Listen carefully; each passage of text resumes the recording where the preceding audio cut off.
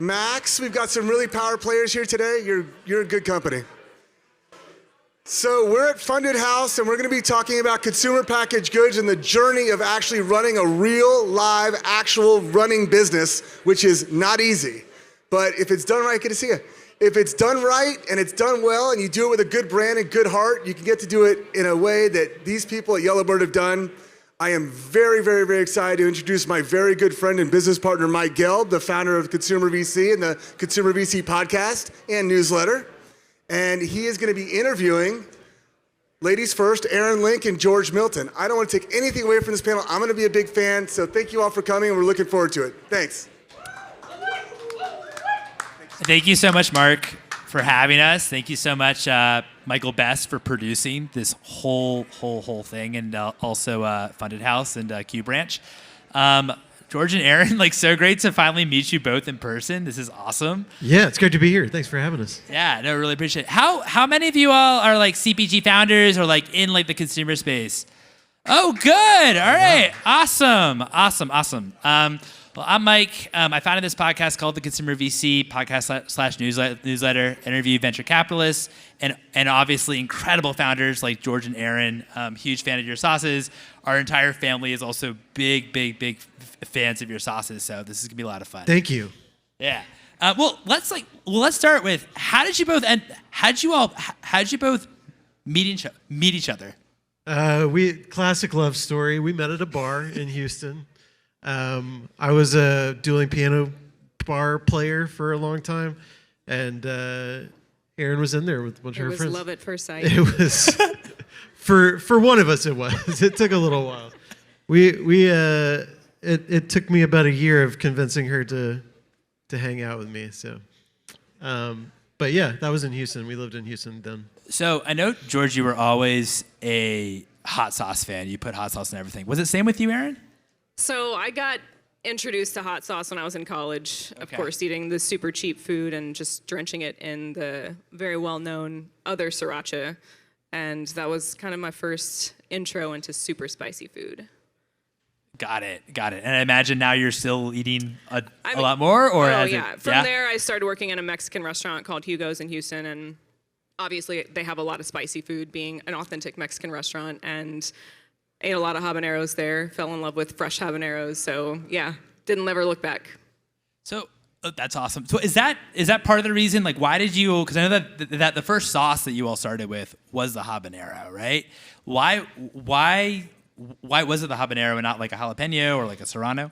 We were just making it for ourselves. We did not have any intention of starting a business. Whoops. So we were just both of us ate a lot of sriracha. I think we'd go through 2 or 3 bottles of sriracha a week. And wow. I know, right? Yeah, thank you. Whoever clapped for that. But it was it got to the point where we were okay, we wanted something, because that stuff is it's half sugar and preservatives and and it wasn't spicy enough at a certain point, so we wanted something that was spicier and just made with food instead of sugar and preservatives. So that's kind of how we started. Was we were just making something for us, and it was there were a million different versions of it. So we didn't have a business plan or anything that a VC fund or anybody would like when we were making sauce. We were just making sauce. But to answer your question, a habanero is just a superior pepper. So yeah, it's pretty great. So we had at one point, Erin was growing. We moved from Houston to Austin. And at one point, Erin was we tilled up our backyard. We rented a commercial tiller and tilled up our little backyard and grew how many pepper plants? 100 pepper plants. We had 100 habanero plants.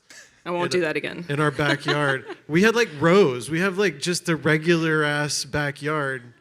And we had rows of peppers. It looked like a tiny farm. And so that's what we made. First was the habanero sauce because we loved it. And then when we actually started a business, I refused for 3 years to make another product. Again, things that investors would probably hate. But we didn't have any then, so. Well, I mean, you both were consuming so much of your own sauces. What kind of led you even to start a business in terms of like actually giving out this? What was it?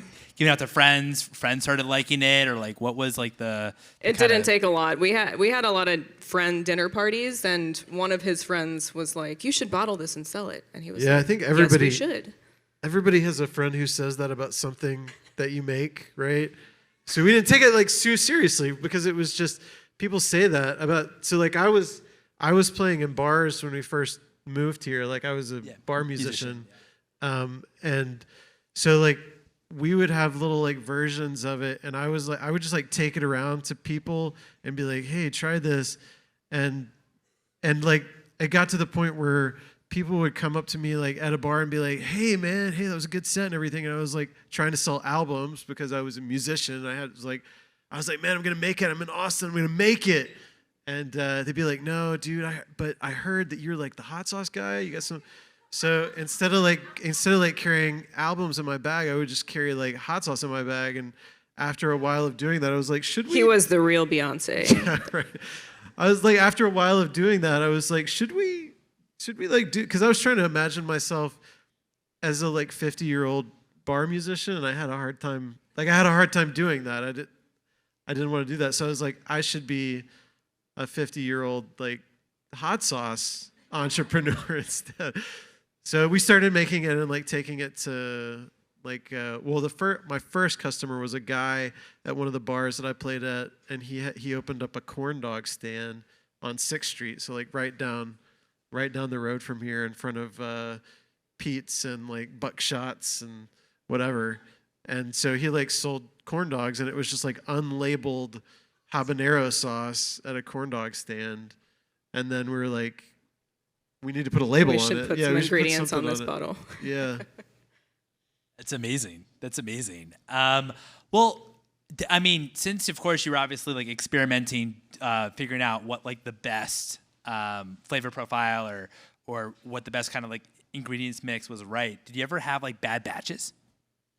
Yeah, like most of them until we got the. Well, so we have kind of a funny story about like.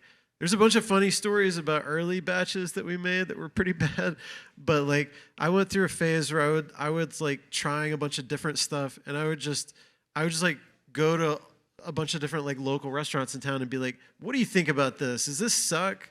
And the answer was yes, a lot of times. But like we were doing this thing we were doing like natural fermentation, like initially like you would do with like a gochujang or something like that.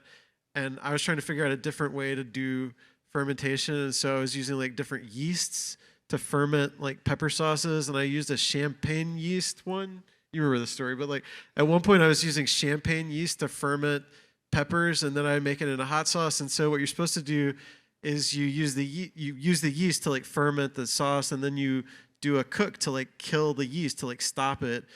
But I had a particularly like virile like, I don't know. It was just a very strong yeast. And so I did a cook that was supposed to kill the yeast. And then I bottled it and I took it around to some restaurants. And there was a chef at, where was it? We took it to Whippin'. Whippin', yeah. And this is maybe like 2015, 2014. Yeah. It was a while ago. This was 2012. This was a long time ago. Yes. This was before we had a recipe. But like I took it there and like, the chef like called me like really mad. She thought I was trying to like play a prank on her because she opened it and it like exploded like to the ceiling, like champagne, right? Because it's champagne yeast. And so we had like that batch, and we took him in the backyard. We were like, surely it can't be that bad. And we were like popping bottles in our backyard, and it was like 20 feet. It was like, I'm glad we didn't hurt anybody, but. That was pretty bad. She took the sauce after that. She said, yeah. She did. Yeah, they were one of our first customers when we finally got it right. Because I think she just wanted to be like, okay, you got it. But we had another fun joke. But yeah, tell me. We had another one where like we would do the Austin Chronicle Hot Sauce Festival. So the very first year we did that, we entered as individuals. They used to have an individual category. I don't know if anybody here knows that. I don't know how many locals are, but like, so they used to have the Austin Hot Sauce Festival. They would have like an individual category and then a commercial category. And so we entered the individual category, and they had this tasting tent, and it was like 220 something different sauces, and they put them in like the just like the same containers and with just numbers on them, and so people were unbiased, and the people would, it was like blind taste tests, and people would try them.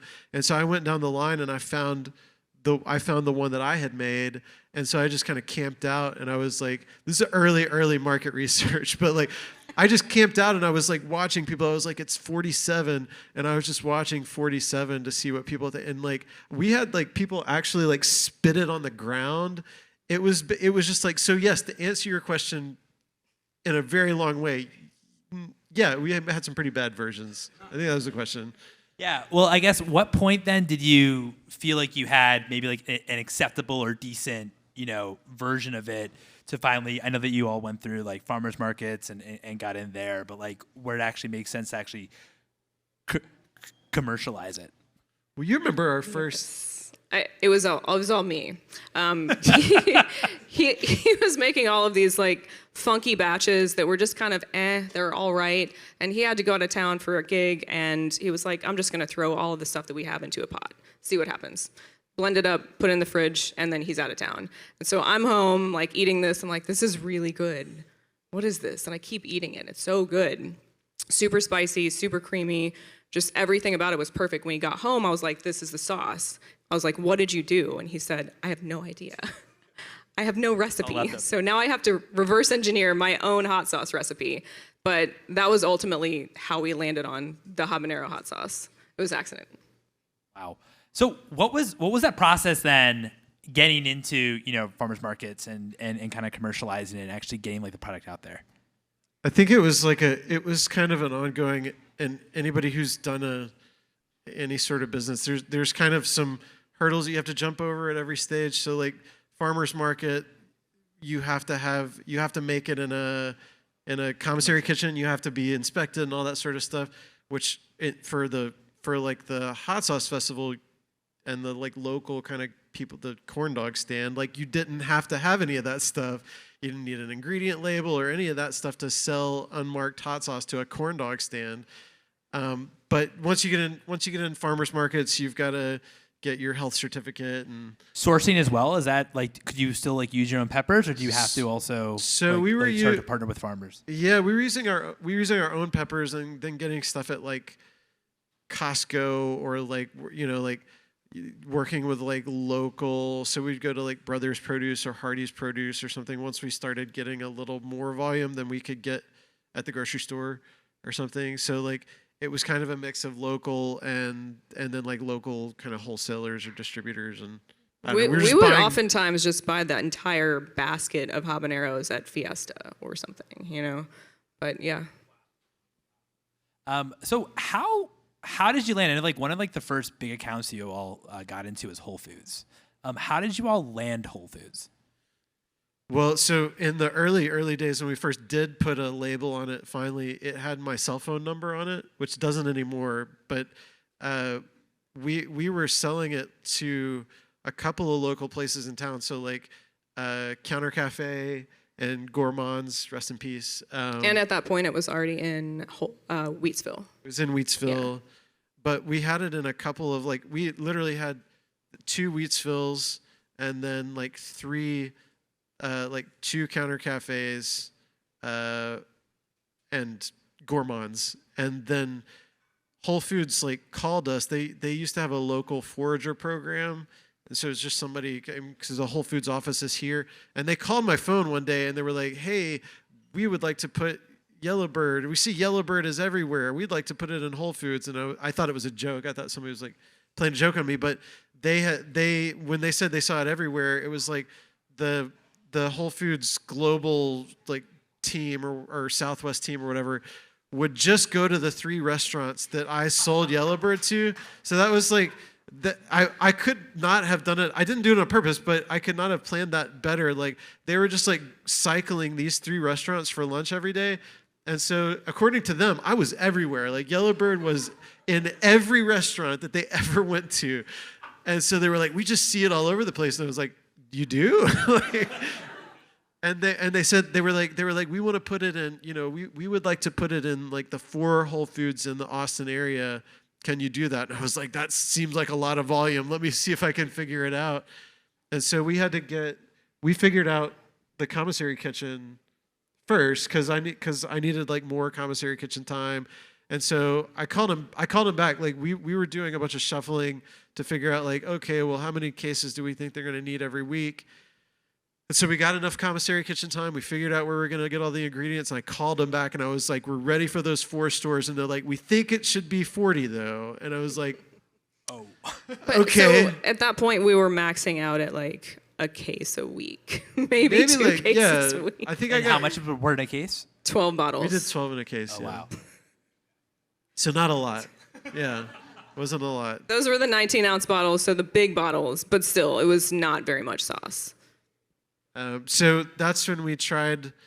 Out co-packing for the first time. I think when we launched with Whole Foods. So we went and found like co-manufacturer for our sauce for our Whole Foods launch, and then we had to do a recall for our first batch because they were adding water to our product. It was a whole we had a time. Now that I think about it, we really had a time. Well, I mean, so when you actually then got to the co-manufacturer on the sourcing side, is this when you also were like going to farmers and also sourcing directly from farmers the raw ingredients, the peppers, I'd imagine fruits as well because those were in the hot sauces too. Or were you still kind of going to Costco and like going to like maybe like different grocery stores to buy the ingredients? So we were doing a little bit. We were doing a little bit of everything. The dream for us at that time was to launch a fully organic hot sauce that was scalable. So we had already started talking to farmers to see if we could like contract organic peppers because organic has never been, in some categories organic is really big, but you don't see a lot of organic hot sauces or organic peppers because people don't really ask for them, right? So like people will take a fully organic meal and put like Tabasco on it or something, which is not organic. So we were trying to like, okay, we want a fully organic hot sauce. The hardest thing to source organic was the chilies, and then you have like your garlic and onions, and then citrus is a little easier. Organic vinegar is pretty easy. Organic sugar, whatever, all that sort of stuff is pretty easy. And there's no such thing as organic salt. So just or organic water. If you didn't know that, no such thing as organic salt. It's a mineral. Can't be organic. But people ask us about that every week. Like, why don't you guys use organic salt in your organic sauces? And we're like, well, let me tell you. But no, at that time we were still kind of doing a mixture of whatever. Like we would buy peppers and carrots, and depending on the season, we'd like onions and stuff from Johnson's Backyard Garden. Again, rest in peace. That's a local. It was a local like 200-acre farm that was just east of Austin, and we sourced more and more stuff from them. We ended up like there was a little while where I was like working directly with family farms in like the Yucatan in Mexico. So that was that was a wild time as well. We had there's like a lot of wild times. There's like going down to the Yucatan and like making these deals. And I do not speak very good Spanish either. So just going down there and like making deals with these like local family farms and then like shaking hands with them and being like, oh man, do we think that stuff is going to show up? Anyway. Did it? Sometimes. And sometimes it didn't. So that's, but we were kind of doing whatever. We have at this point we have a pretty steady supply chain, but that's kind of a result of doing everything and everything ourselves and kind of seeing what stuck. And by the time we saw what stuck, we had like redundant supply chain. And then when like Hui Fong is like out of peppers because they have one supplier and it didn't work out, we're like, a tenth of their size and we have 10 suppliers. So we're all good. But that was kind of by accident. We kind of backed into that. Well, I was going to say, so it seems like that the first time that you worked with a co-man when you got into Whole Foods, sounds like it wasn't a great relationship or didn't get off to a good start. Can you talk a little bit about like, because I know that you now like have your own manufacturing facility and everything, as you say, like you are much more vertically integrated. Talk to me about why that kind of didn't work out with actually having someone having a co-man rather than doing it all yourselves. Yeah, I mean, having a co-manufacturer it can be a blessing and a curse. Obviously, anybody familiar with co-manufacturing? Okay, cool. All right. So, How many of you love your co-man? how many of you are a co-man? I mean, it can be a blessing and a curse because if you're going to scale something, it is probably the least capital-intensive way to scale a product up. You don't have to open a facility and have HR and deal with OSHA and organic certifications and audits and all that stuff. You just go do sales, marketing, and customer support and all that sort of stuff. So for us, the big thing was that when we did finally put together a business plan, we were like, the only way this works is if we can scale up the farmer's market quality. The product has to still be this good when we're making 1,000 or 10,000 or 1 million of them. It has to still be this good. So we went to a co-manufacturer and we were like, fresh carrots, fresh peppers, go. And they're like, no, yeah, because that's hard and it's expensive and it's because we do all of that stuff now ourselves. We have our own a 30,000 square foot manufacturing hot sauce factory now. I know, pretty cool, right? And that is very hard. It's really, it's every day to bring in fresh stuff. And then, we're always going through, we are always going through the process map and being where can we be more efficient? Because on the consumer side, right, the customer, especially right now, is very sensitive to the price, right? We're Walmart is one of our biggest customers. We do business with Costco, so people are sensitive to what the price is. So carrots is our number one ingredient. That's by volume the largest ingredient that we use. There's a lot of fibers in carrots. When I was first doing it myself, it would take me 10 hours to stew the carrots to where you could turn them into a sauce and not have it be all pulpy. So doing the process map for that at scale is tough. It's very tough. And so it was very hard going to a co-manufacturer and saying, this is what we have to do. And they're sitting there trying to figure out how to make some pennies off of a bottle. That's a hard business to be in as well. And it's they look at it and they're like, we can't stew carrots for 8 hours or 10 hours or whatever. So what about if we use a carrot flavoring or a carrot powder or something like that?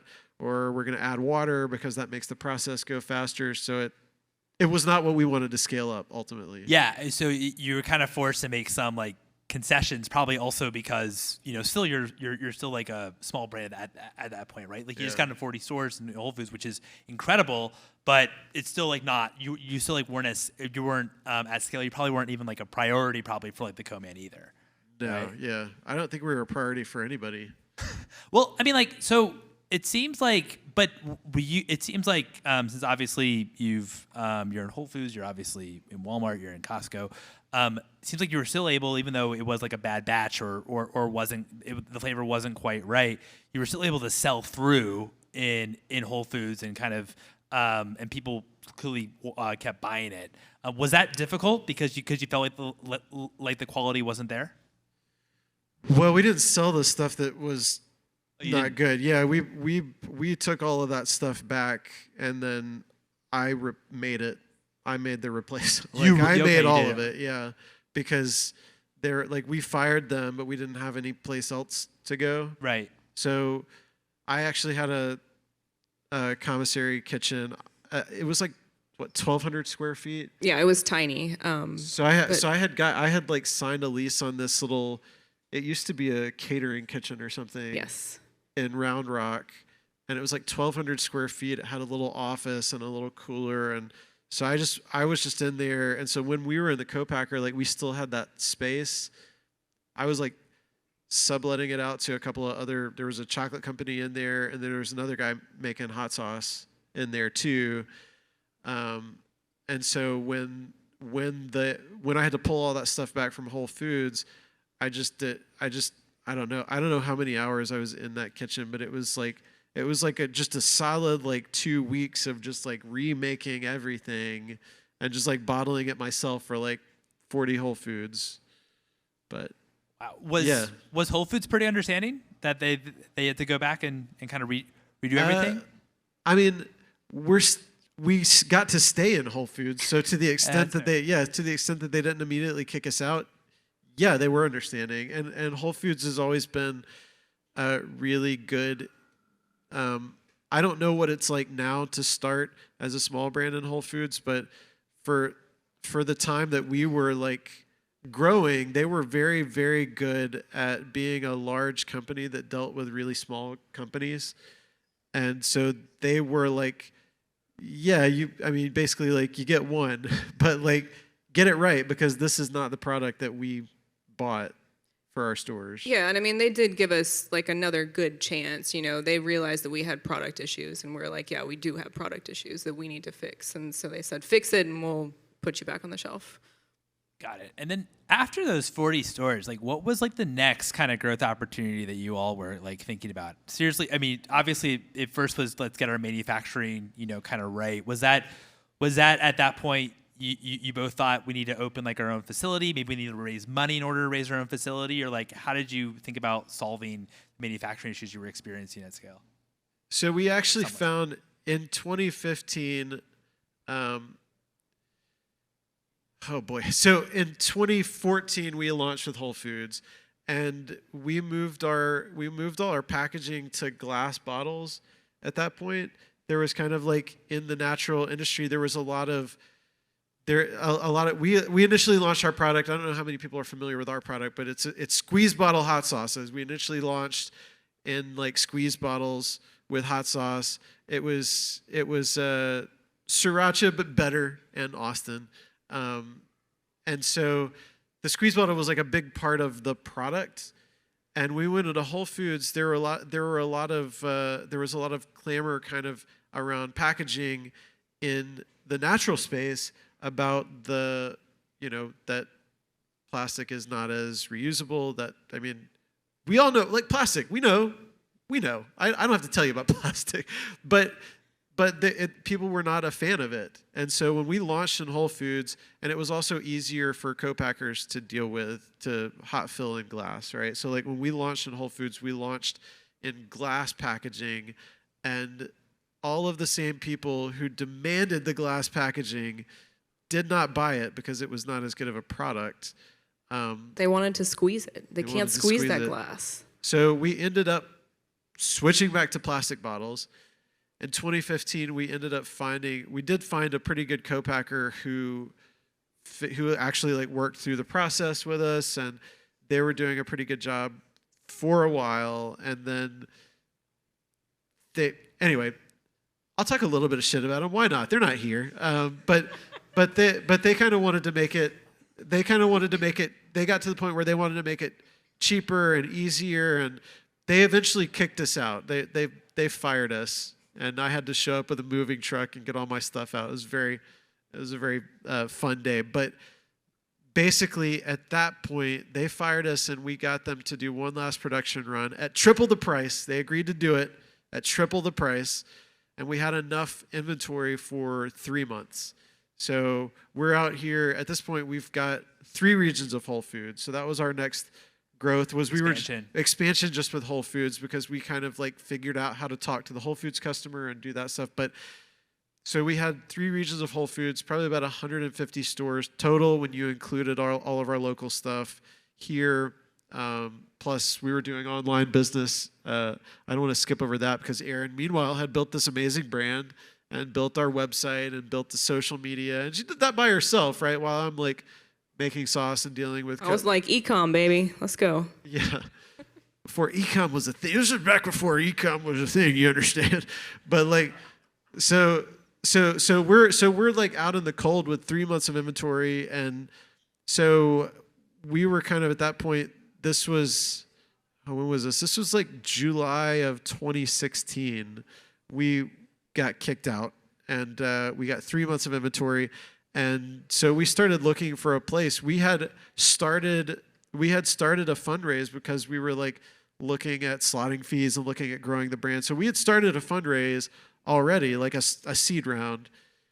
And that basically turned into like, we need to open our own place, because if we're going to scale it, it's only worth scaling if you've got, I mean, you guys know the 4 P's of marketing, right? The first one is product. So like, we were like, we have to have a great product if we're going to go up against like, it's a huge, I mean, our set, hot sauce is a huge category.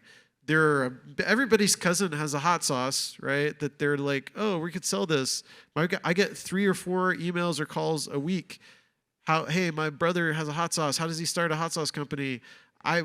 With a buddy of mine here in town, we made an online course for free, a free course called How to Start a Hot Sauce Company, so that I could deflect people to that when they say. So it's a very crowded category. So if you're like gonna go up against the huge incumbents and go up against everybody's cousin and brother and uncle who's got a hot sauce recipe, we were like, we want to only scale the best recipe. The best product. So that's what that raise turned into, was we were like just frantically looking for a place that we could within 3 months get certifiable somehow.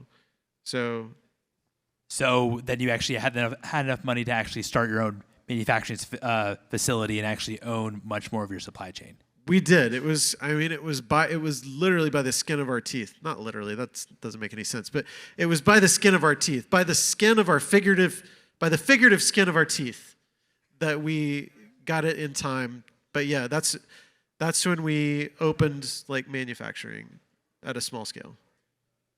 Were you finding like, just on the podcast, I've had quite a few investors on it. It seems like in the CPG world, it's maybe sometimes there's like a divide for those that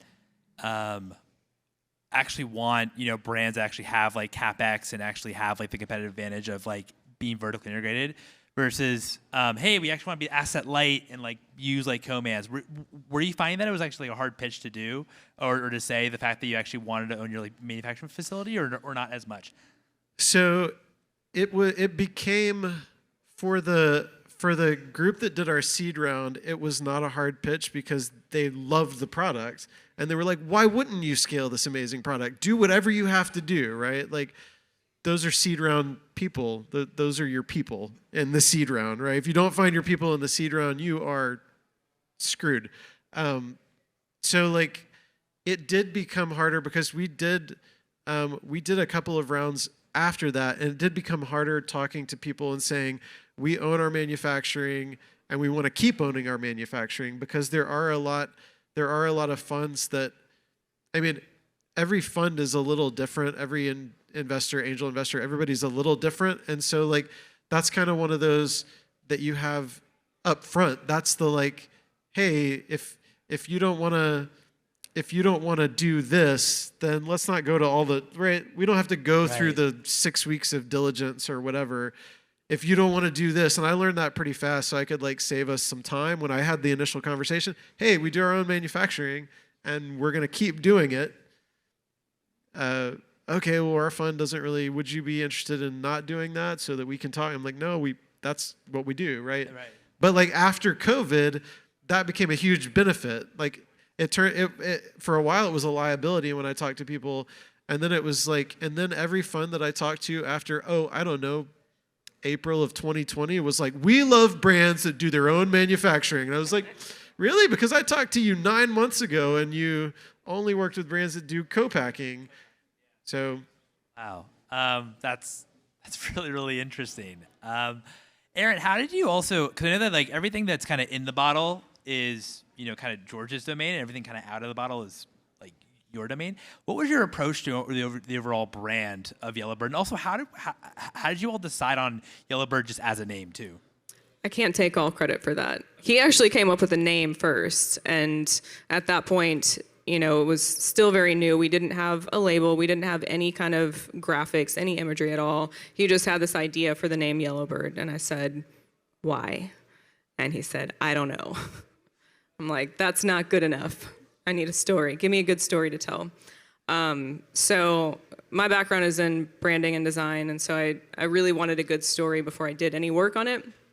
At this point, I was also working a full-time job. So he went and did some research and found out that there is this little yellowbird that lives in the Thai chili gardens and eats the chili peppers. It flavors its body so mammals don't eat it, right? Because mammals don't like spicy food, most of them. So after that, I said, cool, that's a great story. Let's make this into a brand. We talked about it for probably weeks until, we finally said, okay, we want to make it this really fun, approachable thing that's not the typical thing that you see on the shelf that is the skulls and crossbones and death hot sauce. We wanted it to be fun.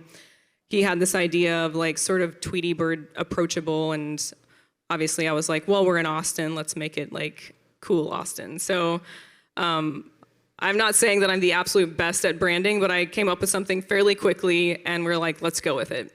So if I showed the original version of the Yellowbird logo now, it would look totally different. Let's get it up on the screen. Do we have that slide? But at the same time, it's very like cool, kind of tattoo, like Austin style. And once we realized, okay, we have to trademark this, I had to clean it up. I had to make it like actually trademarkable. And then, we went with that and we stuck with it, and people some people loved it, some people were unsure of it. They're like, what is this little sunshine corn thing? I have no idea what this is. Some people are like, oh, I love this Angry Bird. So, we had a lot of mixed reviews about the thing, but people love the sauce. So at the end of the day, it was like, this is weird, this is different, let's pick this. And then they fell in love with the sauce. But yeah, it was a process. It took a while. No, that's really interesting, kind of just counterpunching what all the other obviously like hot sauce brands are kind of known for doing. How'd you think about e-com? Because when it comes to, I know we were talking about this a little bit earlier, but like CPG and e-com, it's tough, right? Because ultimately they're not huge. It's not a huge amount of money you're actually paying, and e-com really only works. I think if it's actually like your AOV is pretty high just because they're shipping, a lot of kind of costs incurred from like that standpoint. How did you think about what you wanted to accomplish on e-com? Because I'd imagine like driving people into the store is maybe even more valuable than actually making the purchase online. But how did you all think about it?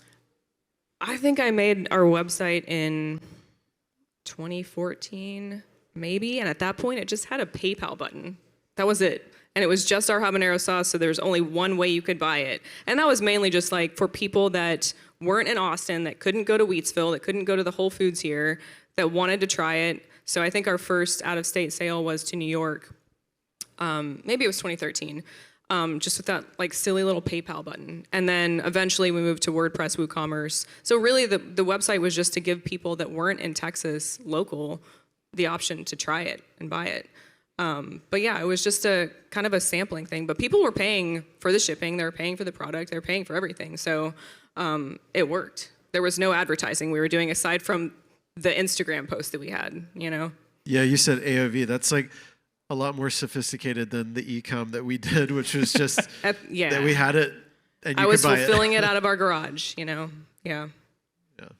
It's amazing. That's amazing. Okay. So you went into Whole Foods on the distribution side. You started off in 40 stores. You expanded to 3 different territories. One of the things that I think is really fascinating about Yellowbird and what's really hard to do. First of all, obviously it's really hard to get into Whole Foods, but going from like natural channel to like conventional grocery is really difficult. I know like Kroger, that's like a huge account for you all. Walmart's a huge account for you all. Costco. How were you able to kind of make that switch, and how did you also think about your pricing as well when it comes to going into conventional? So it's not an easy switch to make, but anybody who's trying to make a business out of it is thinking about going to conventional, because natural is like 2% of the market. It's not a lot. So we started thinking about it years ago. The original kind of value proposition was that we wanted to be able to make a best-in-class product and have it be an affordable price, right? We were never going to be like, when we went into Whole Foods, we said that our retail price was going to be $7.99 on the shelf, and they were like, you can't do that. The most expensive hot sauce that we carry and will ever carry is $3.50 or so $3.49. At the same time, that was half the size, or less than half the size of our bottle. Right. Yeah. But like from a unit cost standpoint, they didn't want it to be that expensive, and we kind of convinced them to give it a try and see if like let their customer decide, and they did. And so now that's the average retail in Whole Foods for hot sauce is $7.99, and a lot of stuff has changed since then. They have a few that are cheaper, but like you know, there's you can go to Whole Foods and get a bottle of hot sauce for $20 or $30, and so it was just they didn't know that people were willing to pay a little more in that category. That being said, like we wanted it to be a value for what you were getting always. So like our first big, I guess, conventional account, we went into H-E-B and Walmart at the same time in 2018, which was probably a mistake and probably a little too early to go into Walmart, to be quite honest, because we got, you know, like we were selling Walmart the same stuff that we were selling to Whole Foods, and Walmart can just do a lot more to come down on price. So we sold it at the same price, and Walmart was like 25% cheaper. And so we got a bunch of kind of, I don't know. We're not, to go back to an earlier thing, we're not anybody's first priority really, like, but people were like, hey, we're price matching and looks like Walmart has it cheaper. We need to get it cheaper too. And we were like, oh no, what have we done, right? But that was kind of our foray into conventional, was with H-E-B. But they would price match Walmart to the point that they were losing money. Like that's how intense the price wars are. Wow. Yeah. I didn't realize that. So we kind of learned a lot. We learned a lot about pricing kind of by accident, because we had stuff that was like, you know, at Whole Foods at one price, at Walmart another price, and we kind of could look at velocities and like it's on Amazon for a different price. So yeah, I mean, I think it's ongoing. Like, what did you nail the price for us? So we ended up making a form factor that was exclusive to Walmart, so that we could hit a unit price that works in Walmart. And was that just less product? Yes. Okay. Yeah. So. Cool. Got it. Spoiler. It's less. Yeah. It's less at Walmart. In order for the product to actually work in Walmart, that makes sense. I know we're running out of time here. One thing I really wanted to cover, and I was telling, I think, George this earlier, but I was in Whole Foods, saw Yellowbird, and just saw like the rebranding or the repackaging of it. I was like, whoa, what is this? Because it was like the old packaging was there and also new packaging. How did that come about? I think the new packaging looks great, by the way. So you're saying it worked? It worked. Yeah, it worked. That was to address several issues that we had with our old packaging. The number one issue being that people didn't even know the name because it was too blurry with all the other stuff that was going on. Mm-hmm. So, I mean, we just had a TikToker kind of shout us out, like kind of didn't like the rebranding, but she was like mad at the fact she couldn't recognize it. But she was like, I didn't even know the name until I saw the rebrand. And so now I know it's called Yellowbird, but also how dare you rebrand?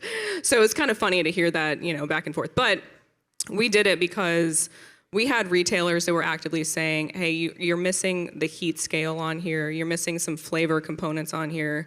So in order to get into our store, we need to see those on your packaging. And they're right, you know, that's gonna help consumers make a better educated decision to purchase. So it was that, along with new certifications that we added, updating our ingredient list, just so many things that compiled to, you know, facilitate this whole need to do the refresh at all. If we're gonna make one change, why not make all of these changes at once? Because it's gonna cost a lot of money to make a plate change for, you know, just one tiny thing. Why not do it all at once? So we had a lot of things all at once with that, and then also made our brand more iconic at the same time. Yeah, I mean, I definitely, my biggest thing, when I first saw it, I'm like, oh wow, Yellowbird is much more pronounced in terms of like and also the bird too. There wasn't nearly as much like kind of white space behind it, so I really like it. And of course, you also redid the website as well from that.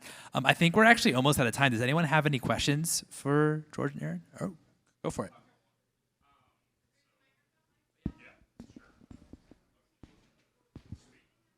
You got to walk all the way to the back of the room to ask your question. Sorry.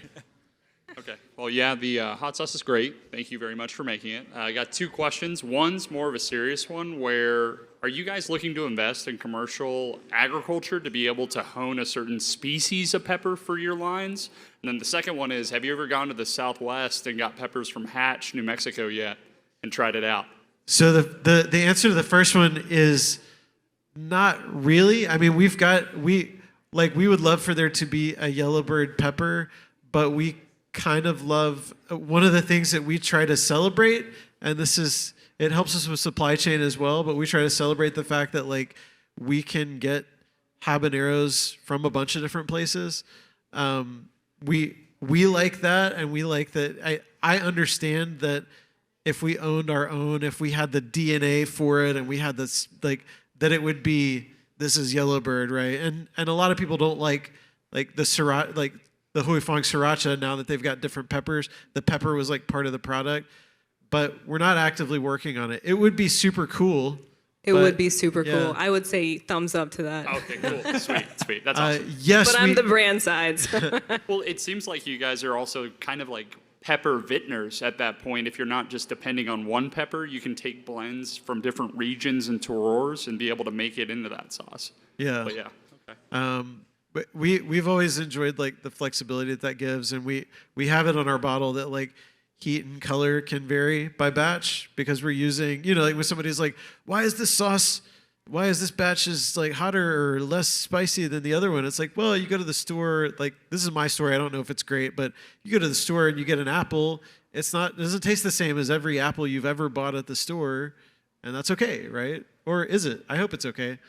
The question about Hatch chilies, I love Hatch chilies. We have made some sauces. I made a Hatch sriracha at one point. Hatch Racha or Sriracha, you decide. Nope. You decide. I can't do that. Okay, all right.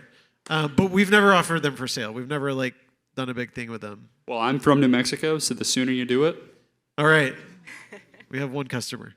Thank you. Thanks so much for sharing your story. Really, really excited. I've bought your sauce before in Whole Foods, and I live in New York, so maybe I wasn't, but would have loved to have been that first customer in New York on e-com. But I'm curious, I found in my work with CPG brands that they struggle to learn about different customer segments from different retailers. Like a Walmart shopper is not necessarily the same. They may not buy from your brand the same way that somebody in Whole Foods might, or use your product.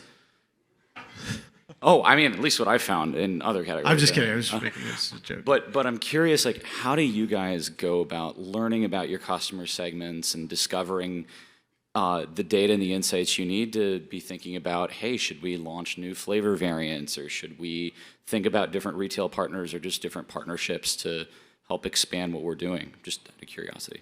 I mean, as simple as it sounds, we just talk with them. Anytime we have the opportunity to call them, to talk with them in person, to be at the retail store or at an event with them, it's just about hearing their story and hearing their journey with Yellowbird and finding out where they go to learn more about, flavor and spice, and just really getting to know them as an individual, which I think people should do anyway. So, yeah, we do kind of prioritize like doing those small brand things. Like we're trying to do all of the small brand things that are good and all of the big brand things that are good, and match them together to make a really good brand.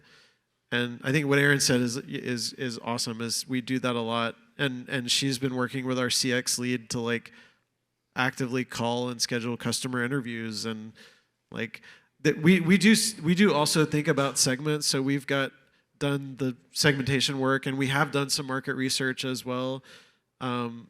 But yeah, I think that probably the most important thing that we do is like be involved with actual human beings, because those are our customers. Thank you. Hey guys, thank you for having this discussion today. Mike, thanks for moderating. My question is around kind of in those early days when you were building a cool Austin brand and trying to introduce it to customers. What was the best way to kind of increase velocities at retail and start to show these retailers that you had a great product? And kind of introducing it to customers, because there's a lot of great brands that come and go, they just don't get in front of the customers the right way and kind of build that loyalty. So was it demos? Was it great branding? What kind of was that big unlock for you? Yeah, I think that's kind of the same response too, is getting out in the field and being next to customers. We did all of our demos for 4 years. It was a lot. We did a full demo tour of the Southwest. We did a demo tour of, like we had the Southwest region, Midwest, which is mostly Chicago, and then I guess Colorado and that Rocky Mountain region. And we did, like, me and Erin, like, went and did all of the demos. And so, like, demos are really important in natural, more so than, like, at Walmart or H-E-B or something, where people want to think about the product and hear about the ingredients. And they care about like, if I go do a demo at Walmart or at H-E-B, nobody asks us about, like, the farmer story or, like, how did you guys start or whatever. They're just like, do you guys have a coupon, or like, why is it so expensive? It's a different set of questions that you have. So like, it depends on where you are, but like when we were trying to build that in Whole Foods, a lot of it was about getting to know the customers at the store and doing demos so people could like hear about it and know about it, and just doing it over and over again. And also like getting to know the people at the stores. Because a lot of people who work in natural grocery, or a lot of people who work in a store like Whole Foods, do it because they love food, right? They didn't just accidentally end up there. There's a lot of jobs. I'm not going to name companies, but a lot of jobs where you might just end up there because you need a job. People at Whole Foods very rarely end up there because they need a job. They end up there because they like that sort of thing. And so we gave away a lot of T-shirts, a lot of stickers and pens and things like that. And we actually saw that being like, we would ask people about like, oh, how'd you hear about us? Well, I was at the store, and this guy, Chris, who I always talk to when I go in, told me that I had to try it. And we would be like the staff pick or whatever. So like getting to know the people in the retailers, because those people can be your best unpaid I mean, they're getting paid at Whole Foods, I hope, but your best like advocates that are kind of like always on, like thinking about what is the stuff I can do that's always on. And that was it at Whole Foods. Awesome. Thank you. Yeah, no problem. I think we're out of time. I think that we're done at 3, or do we have 2 more minutes? Do you guys want to like sing a song together? Yeah, go for it. Go for it, George. I'm trying to think of one more question.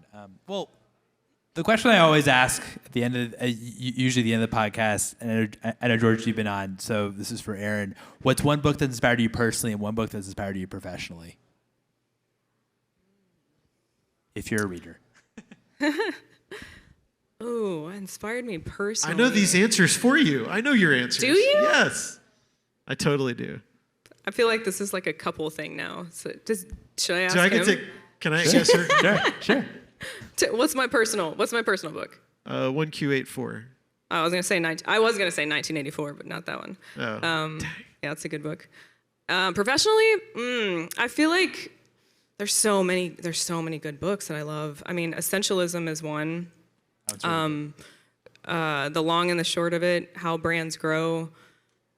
They're just all amazing for branding. Essentialism is great for business. Yeah. Awesome. Yeah, no. Essentialism comes up multiple times on the show. Multiple times. Well, thank you both so much. It's been a lot of fun. Thanks for having us. Thank you, guys. Thank you. Thank you, everyone. Thanks again, Mark. Thanks, Mark. You guys are the best. I knew I can count on you.